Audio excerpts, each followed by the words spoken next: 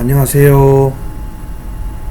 MDB 과정을 하고 있는 강신웅 학우입니다. 발표에 앞서서 먼저 양해를 구할 것은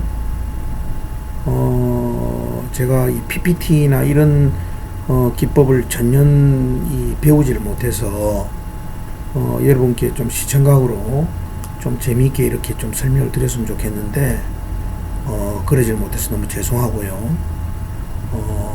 그냥 옛날 그냥 아날로그 방식으로 그냥 제가 연구했던 자료를 그냥 이렇게 읽으면서 좀 여러분께 발표하는 걸로 그렇게 하겠습니다. 죄송합니다. 제가 이번에 맡은 주제는 인구 고령화로 인한 노인 위기에 대한 교회 상담입니다. 이 주제를 택하게 된 배경에는 여러분도 잘 알다시피 지금 전 세계적으로 인구 고령화가 급속도로 지금 진행이 되고 있죠.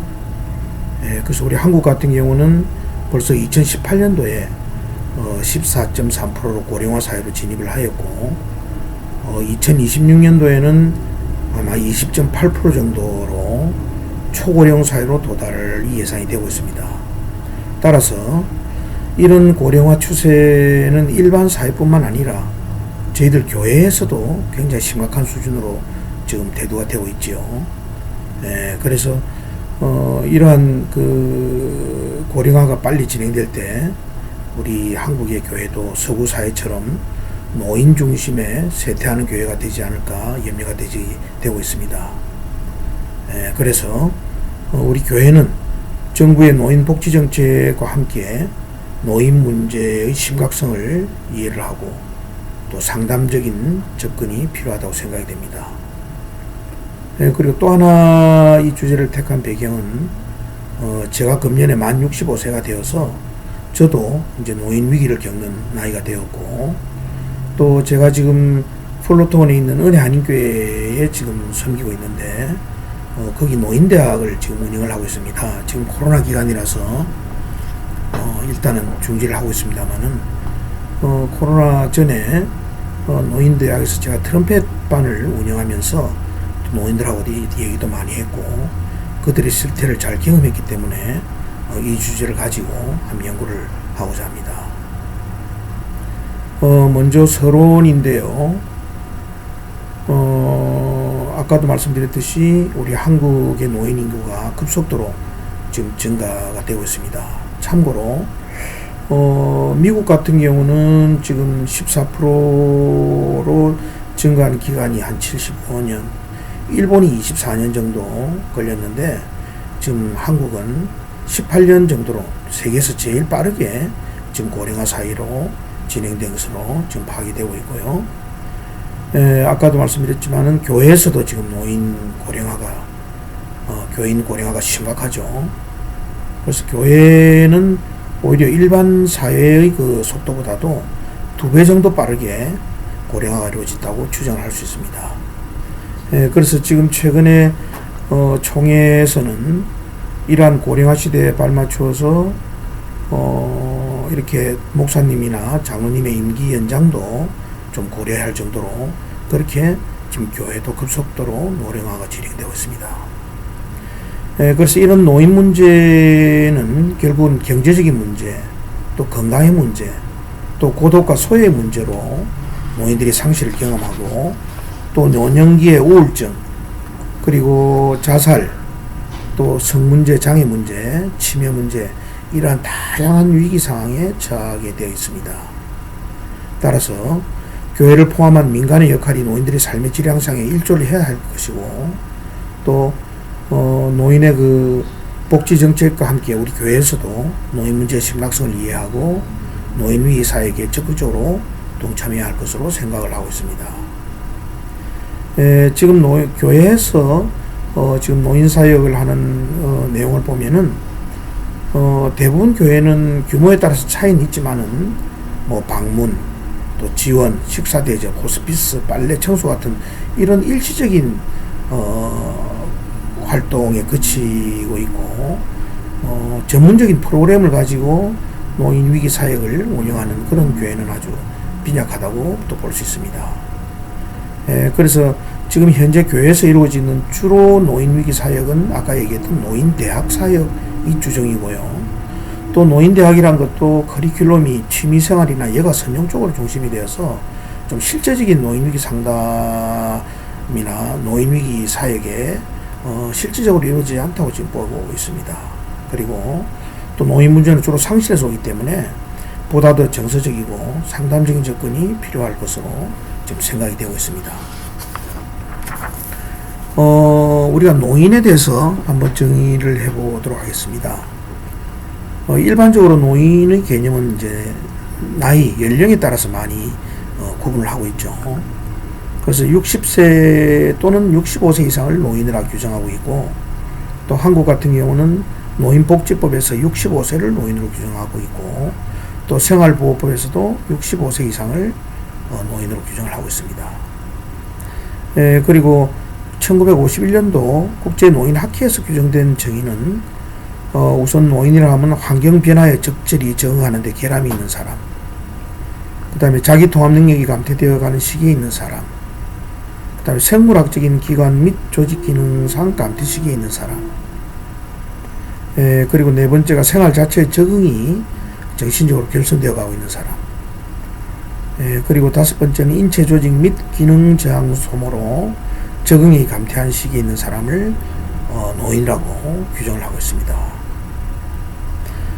참고로 또 성경적으로 우리가 노인을 어떻게 또 이해를 하고 있냐면은 우리 성경은 일반적으로 동양의 관습과 조화가 되게 노년을 존경하고 또 영예롭게 여겼을 뿐 아니라 또 하나님에 대한 경외의 표현으로서 또 이렇게 노인에 대한 삶이 존경이 종교적인 삶의 본질이었다고 이렇게 성경에서는 나타나고 있습니다. 그리고 노년까지 산다는 것은 하나님의 축복, 경건의 보상, 계명을 잘 지킨 자에 대한 하나님의 사랑의 표시로 자주 인식이 되어 있고, 또 노인을 공경하라고 명령을 하고 있죠. 자, 그래서 구약 성경에서 보면은 노인의 의미는 첫째, 존경의 대상이 노인이다. 그래서 십계명에 보면은 내 부모를 공경하라는 또 그런 말씀도 있고, 또 레위기에서는 너는 셋머리 앞에 일어서고 노인의 얼굴을 공경하여 내 하나님을 공경하라 이렇게 또 되어 있죠. 그리고 잠언에서는 너 낳은 아비에게 청종하고 너 늙은 어미를 경히 여기지 말라고 기록되었습니다. 그리고 두 번째 구약 성경에서는 지혜의 상징으로 또 노인을 의미하고 있죠. 그래서 구약 성경은 지혜는 노인들의 오랜 경험에서 나오는 것으로 그들의 가르침을 받는 것을 제시하고 있고, 잠언과 전도서의 배후에 있는 지혜의 교사들은 또 대부분 노인들이었습니다. 세 번째로 또 구약 성경에서는 기쁨과 축복의 상징으로 노인을 의미했죠. 그래서 잠언 16장 31절에 보면은 백발은 영화의 면류관이라 의로운 길에서 얻으리라고 하였고, 또 잠언 20장 29절은 젊은 자의 영화는 그 힘이요 늙은 자의 아름다운 것은 백발이니라 이렇게 또 얘기하였으며, 또 장수는 하나님께로 구애받은 것으로 노인의 백발은 하나님께서 주신 영광의 면류관으로 또 기쁨이고 축복이라고 그렇게 하였습니다.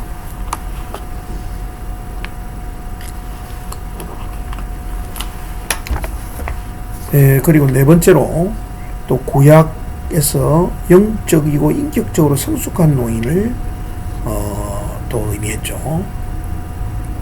그래서 하나님이여 내가 늙어 백수가 될 때는 나를 버리지 마시옵소서.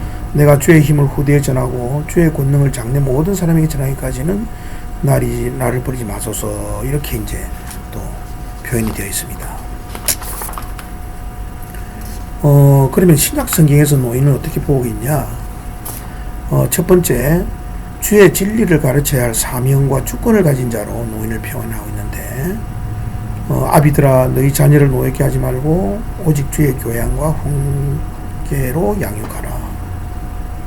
그래서 부모는 자녀들을 주 안에서 진리를 양육해야 할 주권과 의무를 부여받고, 또 디도서 2장 4절 5절에서는 늙은 여인들이 젊은 여인들을 훈계하도록 교육적 사명을 또 밝히고 있습니다. 둘째로 또 노인은 공경받아야 할 대상이라고 그랬는데, 디모데전서 5장 1절에서 9절을 보면은 늙은 과부의 자녀와 손자들에게 어떻게 그 어머니와 할머니를 공경할 것인가를 가르치고 있고, 또 초대교회의 늙은 과부를 구제하는 모습은 모두가 노인을 공경하는 태도를 가져야 한다는 본보기라고 쓰여져 있습니다. 그리고 세 번째로 영적 성숙의 시기가 노인이다 라고 되어 있는데, 노인은 육체적으로 노쇠하지만 신앙의 깊은 경험, 또 체험적인 신앙과 긴 변함없는 인내로 영적 성숙함의 시기라고 표현이 되어 있습니다. 그래서 성경에 나타난 또 모세의 삶의 유형을 보면은 여러분들 잘 아시다시피 모세의 120세 생애 중에서 특별히 노년이 지도자의 삶을 볼 수 있는데, 모세가 지도자로 부름받은 것이 80세죠. 그리고 하나님은 모세를 지도자로 부르기 위해서 40년을 애굽 공주 이스라엘에서 보내게 했고, 또 40년은 또 광야에서 연단을 받게 했습니다. 그러므로 노년의 지도자로 세움받은 모세는 경험과 지혜, 지도자의 권위가 가장 왕성한 시기라고 볼 수 있고, 자기 민족이 때로는 원망하고 불평하고 반기를 들었지만은 그는 죽기까지 자기 백성을 섬기는 삶을 살았고, 가나안 복지를 앞두고 눈을 감기까지 맡겨진 책임을 성실히 수행하였습니다. 그 다음에 노년기의 특성입니다. 노년기의 특성은 우선 신체적인 특성으로, 사람이 늙어가는 것은 몸의 조직과 기능이 소모되어서 낡아져 가고 있는 그런 현상이죠. 그래서 노쇠 현상의 원인은 에너지의 대사의 차이로 인해서 세포 원형질의 능력 상실이 있는데, 그래서 우리 신체적인 변화로 머리가 휘어지고 피부에 주름이 잡히고 또 치아가 상실되고 혈압이 상실되고, 그리고 뇌졸중, 뇌심장, 심장질환 이런 것이 증가되는 이런 신체적인 특성이 있습니다. 그리고 심리적인 특성으로서는 노인의 심리적인 변화의 배경에는 체력, 감각, 기능, 신경세포 등의 활동 저하로 인해서 생리적인 조건이 나타나고, 또 역할 상실, 인간관계 등의 사회적인 요인이 있고, 이러한 요인에 의해 나타나는 특징적인 심리 현상은 또 우울증 경향이 증가하고, 그 다음에 내향성 및 수동성이 증가하고, 겸직성 및 조심성이 또 증가하고, 또 친근한 사물에 대한 애착심을 또 가지고, 또 성역할 지각의 변화가 나타나는 양성성이 또 강해지고, 또 생에 대한 회상의 경향이 나타나죠. 그래서 노년기에 이르면 특히 생의 시간이 얼마 남지 않았음과 죽음이 가까이 다가옴을 지각할 수 있도록 지난 생을 되돌아보고 회사하는 그런 경향이 있습니다. 사회적인 특징으로서는 현대에는 사회 변화에 따라서 가족과 사회 속에서 노인의 역할이 크게 변화되었는데, 핵가족화로 노인 의사결정의 주체가 노인에서 젊은 부부로 옮겨갔고, 또 사회 변화의 가속화와 현대과학 발달로 노인을 무식하고 시대에 뒤떨어진 쓸모없는 존재로 만들었고, 또 가정의 경제권은 생산성이 우수한 젊은이들로부터 부양받는 존재로 전락했고, 노인에 대한 이러한 사회적 평가는 노인들로 하여금 소외감과 고립감을 증대시키고 존재 자체에 대한 불안감과 좌절감을 느끼게 하였습니다. 그리고 종교적인 특성으로서는, 종교는 젊은이들보다는 노인들에 있어서 더욱 중요성을 띠게 되는데, 노인들은 젊은이들보다 종교의 중요성을 더 많이 부여하고 신이란 믿음도 강하죠. 그래서 인간이 다른 여타 문제들은 자신의 노력과 과학의 힘으로 극복할 수 있느냐, 늙음과 죽음만큼은 어떤 사람도 피할 수 없는 관문인데, 그렇기 때문에 노인들에게 가장 심각한 문제로 제기되어 있는 것은 죽음의 문제고, 또 죽음에 대한 불안감과 고독과 소외를 느끼며, 이것이 노년기에 종교에 밀접한 관계를 맺게 되는 가장 큰 요인이라고 볼 수 있겠습니다.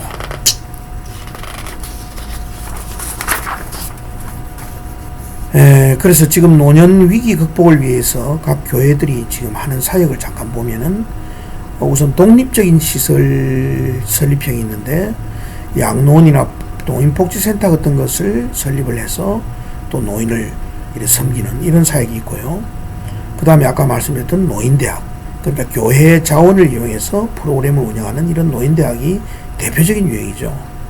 그래서 참고로 제가 섬기고 있는 LA 은혜 한인교회 같은 경우는 매년 봄, 가을 학기로 진행되고 있고, 또 음악 관련해서 10개 과목, 미술 5개, 토탈 30개 클래스가 개설되어서 한 학기에 보통 한 300명의 노인들이 적극적으로 노인학교에 참여를 하고 있습니다. 그리고 자연 봉사형이 있죠. 그래서 지역 복지 프로그램하고 연계되는 건데,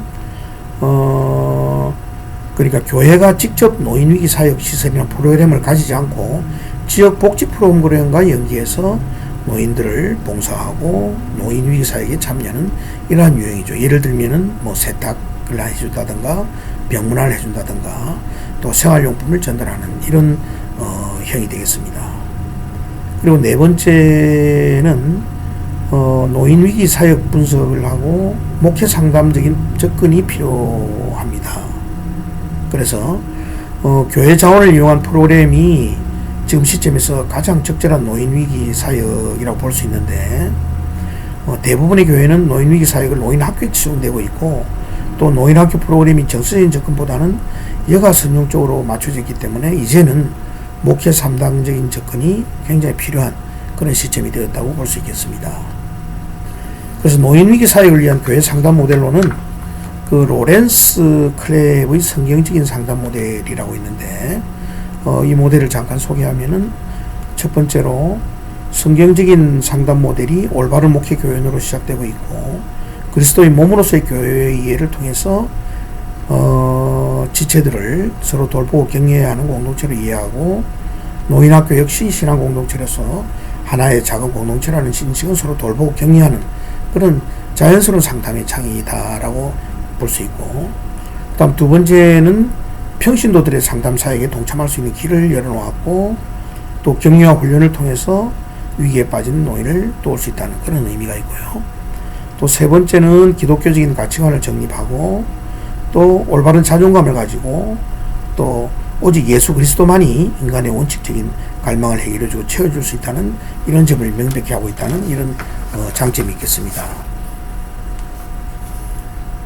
그래서 결론은 저출산 고령화 시대로 인해서 노인 인구가 급증하고 있고, 교회 내 교인의 교령화도 심각한 문제로 부각되고 있는데, 우리나라 교회도 서구 사회처럼 노인 중심의 쇠퇴하는 교회가 될 것이라는 염려를 할 수밖에 없는 아주 굉장히 심각한 그런 현실이라고 볼 수 있겠습니다.